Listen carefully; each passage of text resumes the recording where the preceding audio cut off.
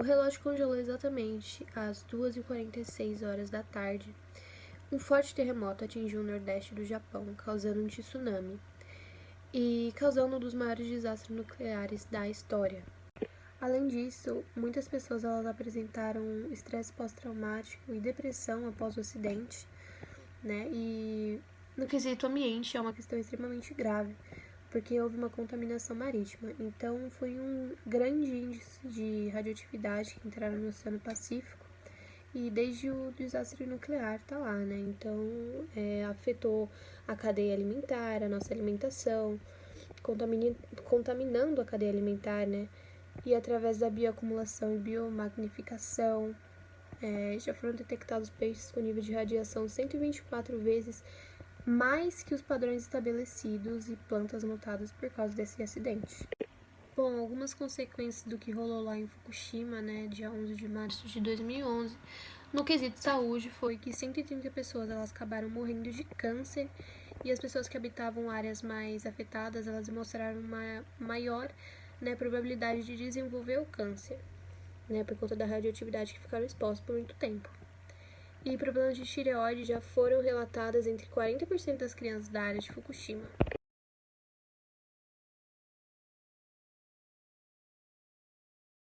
O terremoto ele ocorreu dia 11 de março de 2011 e ele destruiu a principal fonte de energia central nuclear de Fukushima.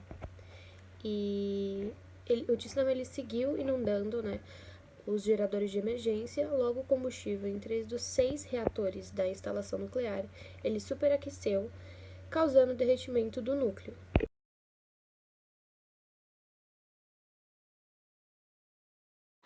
Em 2014, a empresa informou que os elementos radioativos envolvidos no acidente eram 1 microcurie de césio-134 e 2,5 microcuries de césio-137, que foram detectados por litro de água subterrânea, amostrada de um poço de monitoramento. A explosão que ocorreu no prédio em que o reator estava instalado, ocorreu o colapso parcial que causou o vazamento de gás hidrogênio e esse gás que explodiu. O desastre ele ocorreu em Okumas, né, que é na província de Fukushima, e ele causou um tsunami que matou mais de 15 mil pessoas e destruiu uma usina de Daiichi. E cidades inteiras elas desapareceram, sobrou praticamente nada. Dezenas de milhares de pessoas que eram habitantes de lá tiveram que ser removidas do local. Mas além da destruição e das mortes que causou, o tsunami ele inundou a usina nuclear de Fukushima, provocando o colapso dos reatores 1, 2 e 3, que tiveram sistema de refrigeração avariado. Quando o suprimento de energia falhou, os operadores eles perderam o controle da usina e uma explosão de hidrogênio acabou destruindo o teto e as paredes do prédio do reator 4. Portanto, a radioatividade que se vê em Fukushima é fruto do vazamento de elementos voláteis que vieram do reator causado pelo superaquecimento e colapso da estrutura. O Japão ele classificou esse acidente no nível 7 da escala internacional de acidentes nucleares, que foi o mesmo nível que foi classificado o acidente nuclear de Chernobyl. Isso significa que houve uma descarga de radiação em grande escala, com efeitos na saúde das pessoas e no meio ambiente. Bom, e agora comentando um pouco sobre as motivações que levaram ao desastre da usina nuclear de Fukushima, a gente pode citar a negligência. Houve um relatório da TEPCO que classificou que o desastre radioativo seria até muito mais distante do que suposições hipotéticas. Mas a Companhia de Eletricidade de Tóquio, responsável pela usina, já tinha emitido alguns sinais de alerta, assim como um funcionário que trabalhava na própria usina. E há 13 anos atrás, esse funcionário achou uma rachadura em um dos componentes dos reatores da usina. Mas quando ele relatou o problema, a empresa pediu para ele ocultar as provas.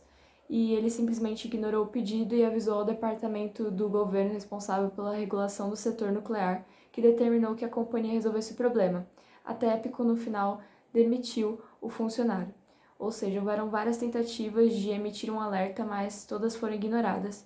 Pesquisador do IZEA e professor na Escola de Saúde Pública e Administração da Universidade de Columbia, nos Estados Unidos, ainda relata que em 14 meses após o acidente, a produção de energia nuclear cessou completamente no Japão. Estima-se que mais de 1.600 mortes tenham ocorrido, principalmente entre idosos, por conta de muitos residirem em casas de repouso, o que dificultava consequentemente na evacuação no momento do acidente.